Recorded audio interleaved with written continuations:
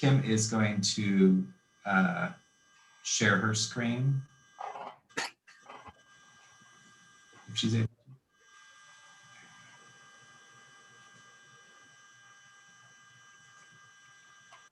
All right, and so she pulled up the KidsCam profile.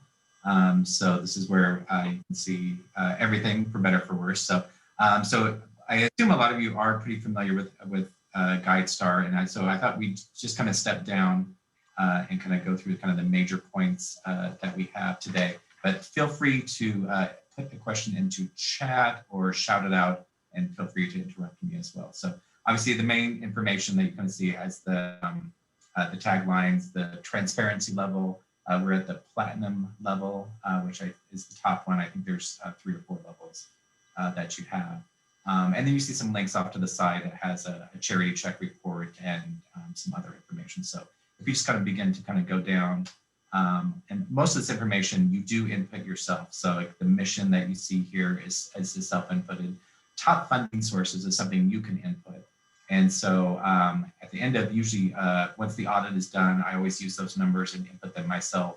And you can see that we are in the middle of a capital campaign, so our foundation numbers are pretty high, but that might be something to go back and kind of separate out to show foundation support for capital versus foundation support for operating, just to be a little bit more transparent. A lot of these things that you can see were drop downs from the back end of it. So the subject areas that you work on population serves, different codes that identify your organization. And then of course your most recent logo, social media tag. So all this is helpful for you to go ahead and input. And this, for me, this kind of becomes our annual report too, as I remember to update that. So Kim, if you want to go ahead and hop down a little bit longer. Programs. So this is an area where you can really begin to tell your story. So what we aim to solve, the types of programs, this is where you can really put in your own narratives. And so for our programs, we have 4 early childhood mentoring, out of school and community. So there's a lot you can put in there. Budget, I don't think it's unlimited text that you can put in there. But if people are exploring your organization, this is kind of a good way to kind of put in kind of what you do. If you go down a little bit further, accreditation. So we put in our early childhood step up to quality, any external assessments, so we can see the impact genome, affiliations, memberships. I'm sure we all make sure we put the Nonprofit Association of Midlands as our membership in there. Anything else, I think it's important, and it really kind of gives you the whole sense of your organization. And like I said, this is what I kind of call the show off area. Photos, we only have 1 photo up there. I'm not quite sure what to do with that. Kim is scrolling over. These are all YouTube videos. They make it super easy just to put the link in the videos. And so whenever we have a new one or one that we want to show, I try to include it on there. So if somebody is searching out your organization or just doing a review, they have all of this at your fingertips. The results area is the next part. And so this is what you put in once a year. And we're a fiscal year, July 1 through June. So it doesn't always quite match up. So I think our fiscal year 19 is actually your 2019 or fiscal year 20. So, but we just kind of, whatever the latest information is that we kind of put in there. It's pretty simple. And with any of this information, there's nothing that I just make up, I should say make up off the top of my head, but nothing that you shouldn't be doing that you don't already do. So a lot of these are outcomes that we give to funders, United Way, and then you can also see they actually have not only the type of metric, but they have the direction of success. Now, 2020, that success might look a little different because kind of everything has changed, but that's part of the transparency. And for the, I got a question, do you have to have the paid account to edit? You do not. So you just have to have access to your own nonprofit to be able to edit that. So I can't remember the steps there. If for some reason you're not tied to your own account, but you are able to do that. At the very top, update nonprofit profile, she's highlighting, and that's a place to do that. For some reason, if you're not connected to your organization or you're new to the role, there's a way that you can get connected and you can change your own. Yeah, whoever is your administrator can add people. So for example, I just added Rosie. I don't think she's on the call. She doesn't know this yet, but she'll now get to help update our GuideStar profile. Always good to delegate. Absolutely. So below that, so sustainable development goals, and this is interesting. So they list there's 17, I think, total that they have. And so you kind of choose the ones that apply to you. And this was actually born out of the United Nations conferences to tackle poverty a few years ago. It used to be called something else like Millennial Goals, but this is how, and so there's a couple that apply to us, but there's others that talk about environment and all sorts of stuff. So, yeah, sustainable development goals. And so if you, later, if you want to click on there, it kind of brings up a little bit of the history and kind of what that means. So, and it's a nice kind of graphic. Something that I think has changed as I have watched GuideStar change over the years, but especially the past couple of years, is they're merging with Candid. And I think that's where I saw a lot of these changes for the better come out of these graphics. So, and here you can see all the 17 sustainable goals. Quick question for you, Robert. If your organization hasn't added data to GuideStar at all yet, can you add historical information or just the current year for metrics? I think you can go back at least a few years. And so especially like the outcomes, you are able to go back. It does ask compare and contrast. So if you choose to present a different outcome, the other ones might not show up anymore. So I think it just tries to, because it also wants to kind of have that history as well. Charting impact. Again, you see some of these questions. These are all narrative questions, so you can answer however you want. Some of these don't quite fit necessarily what your organization aiming to accomplish. That can mean all sorts of things. But what we did, or talking about strategies, so I didn't want to write a whole book, but I kind of copied and pasted. Here's what we already have in our vocabulary, and when we talk about Kids Can, of our values and our capabilities and how we measure progress, and what we accomplished so far and what's next. I probably have not updated that. So Kim, please don't click on that after you can click on that. So what I should put in there is like what's next is, a capital campaign. These are things that are happening. So this is back on my homework to do. How we listen is a relatively new category, and this kind of asks do you survey clients, do you survey staff, how do you do it, how often, what do you do with that information? So when on the back end, there's a lot of drop downs that you just select what you do and then kind of spits it back out in this format. Financials, obviously this is the most important one. What I like about this, and I think the way it looks is relatively new. I don't remember this a few years ago. So it has, it goes back to 98 for all of our 990s. So they take the actual 990 information and put that in there. Now, I'm not sure why there's some gaps in years because they have all of our 990s, but you can see 2003 to 5, there's some gaps. But there's also a slider. So right now it's on 2019. So if Kim slid that down a couple, you can see the numbers change off to the side. So if they're looking for a particular year, you can just go look, oh, here's our total revenue then and expenses. So I thought that was pretty neat. And if you are looking, as a funder, I'm sure Kim will talk about, as you're looking at an organization, you can see at least the trends of the organization. What are they doing? Are they going up? Are they down? Or what type of trajectory are they looking at? The next set of charts I really like because these are things we just don't normally do as a nonprofit, or I don't put any resources to always look at our liquidity, months in cash. I'll be honest, I don't even know what French rate is, but it looks nice. So I kind of like that kind of set of a charts. So, and our auditors sometimes present this, but you can see they go back as far as they can, or at least these are actually 10 years of information. So this actually shows the health of your organization. And this is out there for everyone to see. So something that Ann and Kim and I talked about is the importance of the accuracy of your 990. Your 990, all those numbers all feed into this, whether you like it or not. And so it's important to make sure it's a lot of time and effort to continually watch your 990 or before it's submitted to make sure it's accurate. But this is one of the reasons why. What's next? So financial data. So again, a lot of this, and for each of these, it says source. So this, you can tell, it'll identify if this is something provided by the organization or the 990. So all of the information that they take is input into their trends analysis, balance sheets, revenue expenses, and you can also download, there's different download options as well.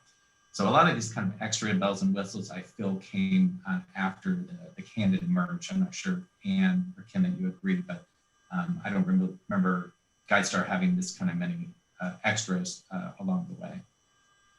Yeah, this is definitely a much improved version of the GuideStar that I first encountered when I moved to nonprofits.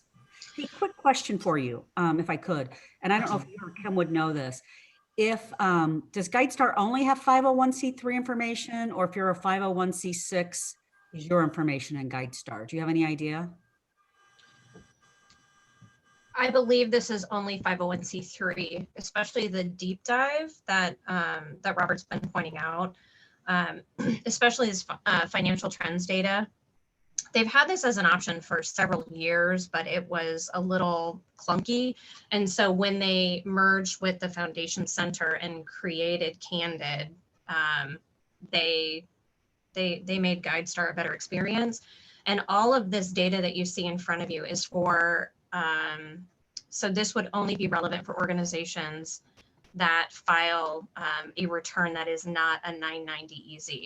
The 990 EZ does not have this level of detail, and so that wouldn't be in there for your organization. Thanks, but could you could go add it in yourself if you were so inclined? Do you have any idea?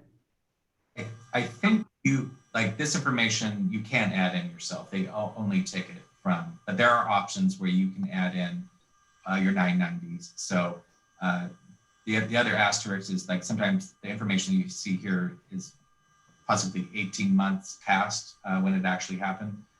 So I always upload our 990 as well. And it actually shows this is the organization provided, and you'll see another one that's saying that they use the actual file copy. I think that is one of the new features, just to reiterate so everyone's aware, is you can upload some of your own documents, whether it's your 990, your 1023 form, all that good stuff. So the operations, and GuideStar added that a few years ago as well. So, and it keeps adding little pieces, so we can add your own bio, your own LinkedIn profile, number of employees, you can kind of see that chart. So the next, there's kind of 3 tabs that you see. So the officers, directors, and trustees, this comes from the 990. And so this is not, you're not able to change. So for us, this is actually a 1.5 years old, because they're just taking the last 990 that they can get to. Highest paid employee, and I think that is also from 990. It doesn't show up here. I'm not sure why. They're not, maybe they haven't gotten around to kind of pulling that information. But the 3rd tab is the current board of directors. And this is what you do have options to, you can update that yourself. So anytime I add or terminate a board member, I always go make sure I kind of put that on the 990, because I encourage future board members to look at our GuideStar page to get a good idea of organization. And I don't want the embarrassment of not having it be current. So you can always update this. And I do put a teaser in my calendar once at the end of the year and once in mid-year, as just to go check the GuideStar to make sure you haven't missed something along the way. And for the board leadership practices, this is pretty self-explanatory. There's a lot of drop downs that you could do this, you do that. And I won't go over that too much, but the organization demographics. So this talks specifically about the leadership, but what I kind of like is the charts below that talk about race, ethnicity, gender identity, and whatever you happen to measure. So so for race, you look at our board members to look at diversity staff, and then senior staff. And so when you look at our senior staff of what we consider the 4 senior staff, and they have a little disclaimer somewhere in there. So senior staff is anybody that has budget making decisions and stuff like that. They're pretty specific on what that could mean. So obviously when I look at that, you said, yeah, we have future work to do on having more diversity and racial equity in our senior staff. The other areas we don't necessarily ask all of our staff or board members. And I think there's a few more beyond this, but we just share what we have for mostly race and gender identity. And then there's some keywords, I think, for pursuit and opportunities. So that's kind of just a quick run through. The back end of it, there's a lot more options as you're kind of going through and everything. And there's these levels of transparency. So we move to platinum transparency, meaning we fill out everything that we possibly can. But there's different levels of transparency. And I know a lot of Omaha nonprofits seem to be moving in that direction of going for that platinum level. Hey, thanks, Robert. Just a couple of comments before Kim jumps in. One, definitely review your GuideStar profile and what they pull from the 990s. Specifically, I mean, not just the numbers and board members, but what does it say about your mission? You know, your mission on your 990. It took me a couple of years of being at NAM till I actually looked at who wrote the mission. And it was our CPA firm wrote what they thought our mission was, which was very nice, but it wasn't the story that I wanted to tell. And so then I was able to go in and edit it on the 990 and on the GuideStar profile. Because I think the beauty of this is it is all about being transparent and telling your stories. And Kim, I don't know if you want to talk about how do you use their demographics on the board matrix, or if I can touch on that, your call. I think you have put it into practice. So I think that'd be great to share. You bet. What we've done, and I know there's a handful of other organizations have too, if you go into your own GuideStar profile or email me, because I can share you what we've created, you can download the questions they ask on demographics. I want to say it's like 6 questions maybe that they've added on race, gender identity, disabilities, or sexual orientation. And we actually added that to our board matrix. So in addition to having our traditional board matrix questions where you ask about skill sets and we ask about geographic diversity, we've added those specific questions in. That's been really helpful on our board matrix because over the last couple of years, we've worked really hard to diversify our board. And it really helps you frame the conversation for us to say, oh, we have 3 new board members starting this month. And we realized when we were looking at board prospects, we had no board members under the age of 35. Okay, we need to figure out how to change that. What does our race and ethnicity look like? What do our demographics looks like? We're a statewide organization. Thanks, Kim. Kim's showing that. And so that's really helpful. And we actually have added this to the matrix that annually we ask our board members to fill out individually. So I'm not guessing for them. It's the same time they fill out their conflict of interest forms and all that good stuff. We also use the same information. These questions, we've added it to our staff matrix so we can look at that. And similar to what Robert was saying, I mean, I feel really comfortable about how we've diversified our board in a variety of different ways. Our staff, we really need to work on that. And I think it's incredibly helpful. The other thing that I'll say on this is and we did it in this year's salary and benefit survey. We wrote a little something encouraging people to fill this out. People ask this information. And I think if we're all doing it consistently, then that's going to make it easier for us all to do it, as well as that'll make it cleaner for funders to kind of look at that as well. And I like, Ivy, how you gave GuideStar credit. And GuideStar is also working with, is it Equity in the Center? They're working with a national organization is how they came up with these demographics. Yeah, it's actually a pretty large collaborative. There's 10 partner agencies that work together to collaborate on what the questions look like, what the specific demographic components were. So.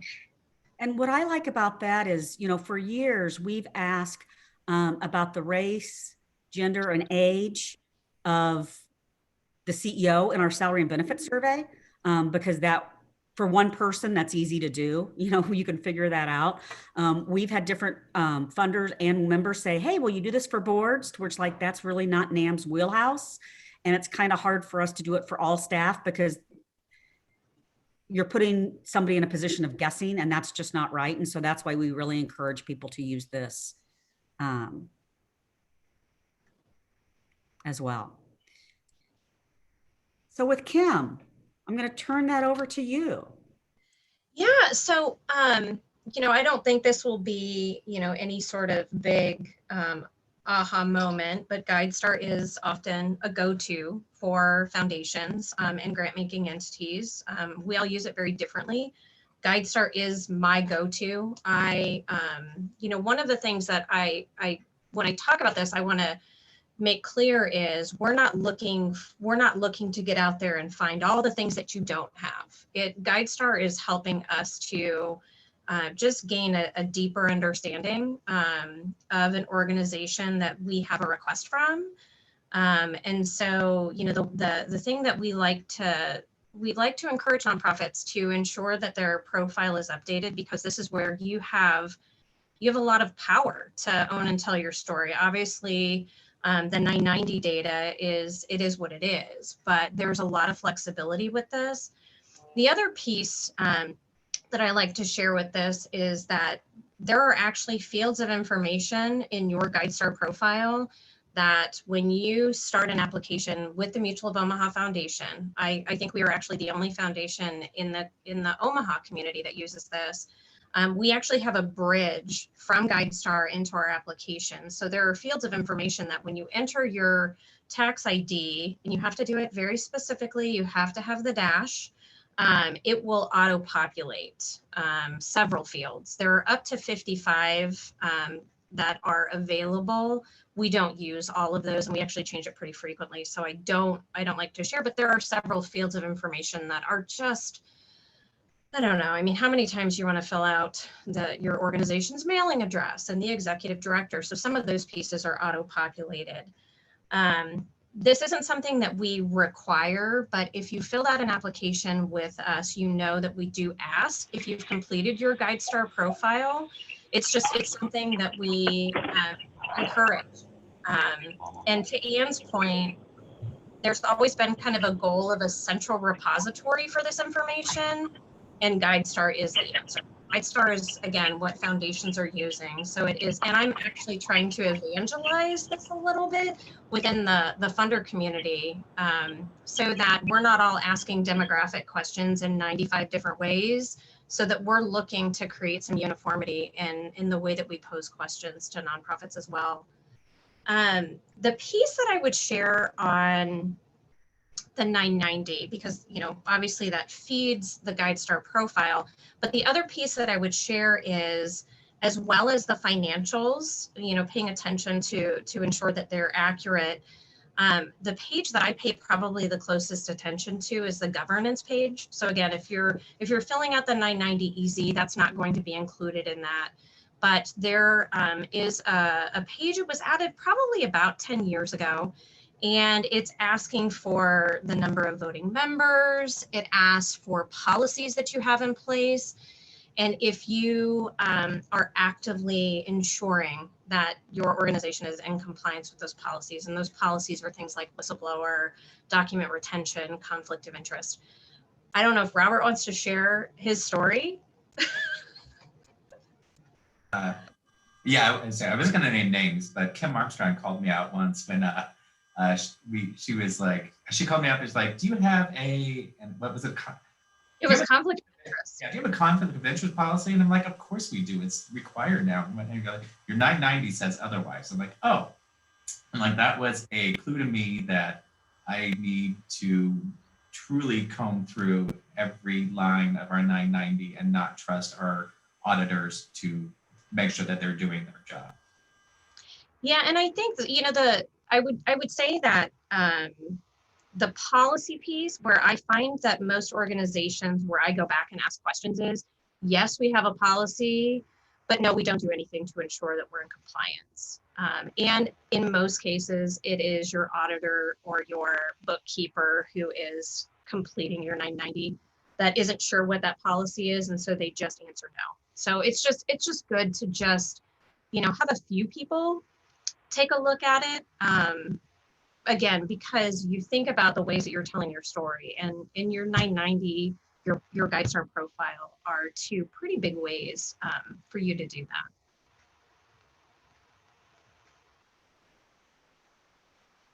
Yeah, I think that's really important. And just to reiterate, I mean, Robert alluded to it, but I think it's good to, I have an ongoing New Year's resolution, and maybe this year I'll get to it, that I'm going to improve the big list of what I do every year and get it out of my head and onto paper. We actually have a nice little form now. And I've started writing. That's one good thing about the pandemic, is I've kind of switched from mostly paper to now I'm doing more things online. So it's like, what do I do in January?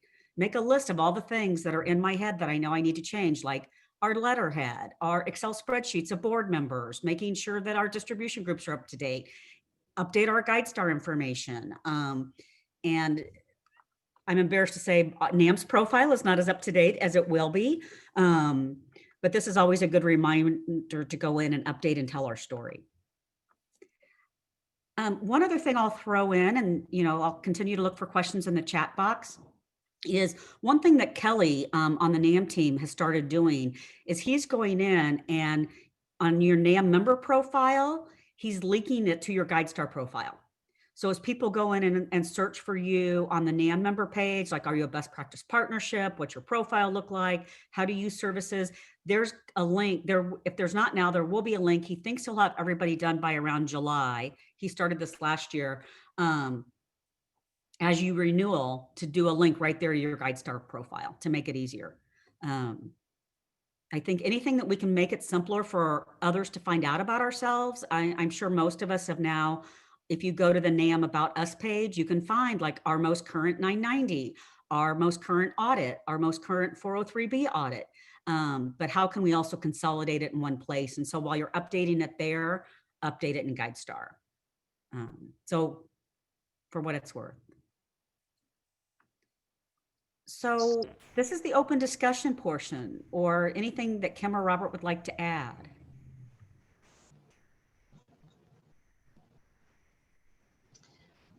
The thing that I would add is, if there are ever any questions, especially as it relates to the GuideStar profile, I would probably point you to Robert because I attempt to keep the foundation's profile updated, but so much isn't relevant because we don't have programs. We're not a traditional nonprofit.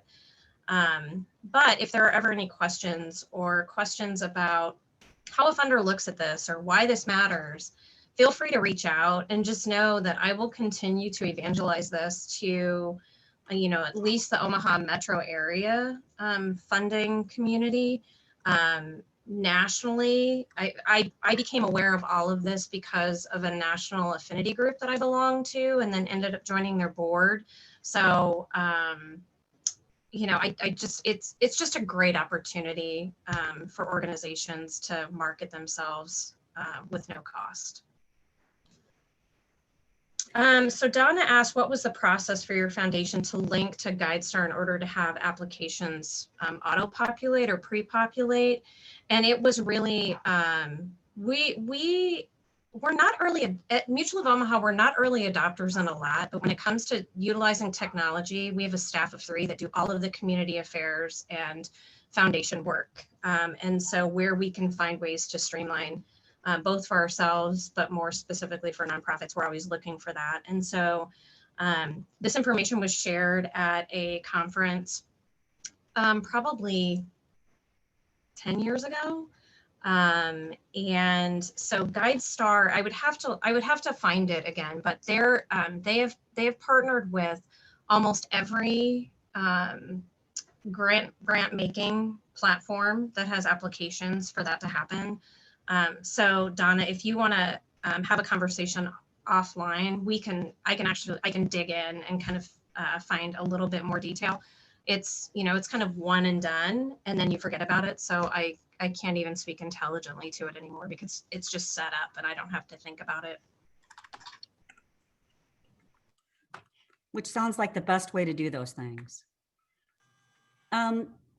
Any other questions, comments as it relates to GuideStar? Just because I want to be mindful to stop recording. Sure. I put in a little comment about the number of levels in Omaha that are platinum, gold, silver, and so forth. So A couple years ago, I think there was only 15 at platinum level. And I used to do kind of like, oh, we're just one of 15 in Omaha, and that number keeps increasing because I think I kept telling people to do that. But we should all be, or try to aspire to be at platinum level. So, and to get there is not, it takes some work. It's not that difficult, but you can kind of see the different levels. At the bronze, you're just putting in basic information, silvers, financial stuff, gold is different issues, indicators. And they're good about putting, here's new stuff, or here's something that changed from last year. Because when I go back and update, I'm like, oh, there's already new categories, but they point those out. And platinum is really just talking about the metrics and external evaluations. But so there's work to be put into it, but as we kind of indicated that it is worth the effort to do that. And it's data you already have. I mean, I know when I go through it and I need to do a better job of blocking off more time, I would say 85% of what they're asking is probably in your head.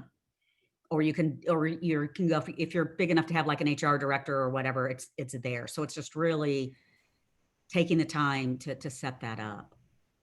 Well, and I think too, I think it's, I think acknowledging that not all nonprofits have staff who have the responsibility for marketing and communications.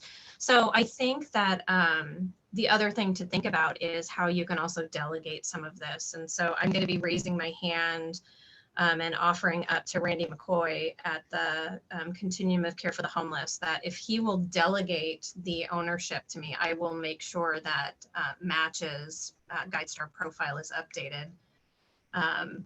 So I'm lean on volunteers, lean on board members. If you don't have staff that have either the capacity, or if you're just a really small organization, and you shouldn't probably take on more. And thanks for modeling good board member, raising that hand as a board member. Love that. So I just want to ask a couple of questions about that, Kim, because we do have people in our organization that we would delegate this to. So is there an opportunity for some training or this conversation, I don't know if it was recorded, to be shared within organizations to kind of get people who might be working on a project like this involved? I certainly would be very interested in that.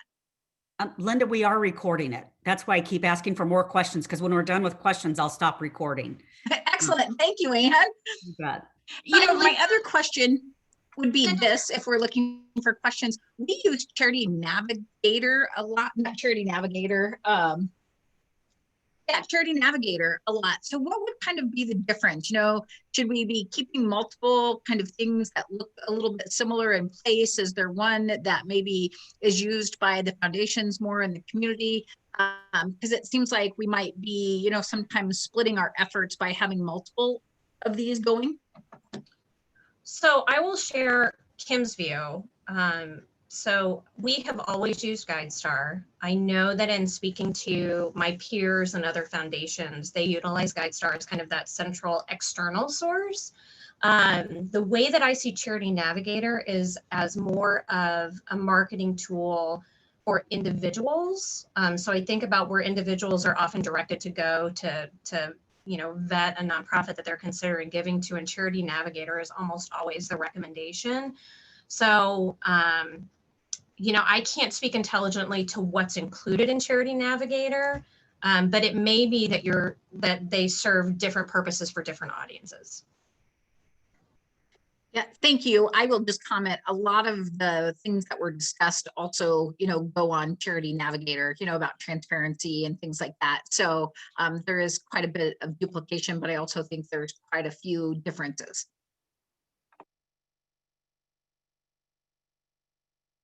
I think Charity Navigator, they do rate charities, and I'm not sure. I think they've gotten better on how they rate charities. They say that they no longer use the overhead myth as a way, as a low overhead to say that a charity is good, which is just not a good way to say that.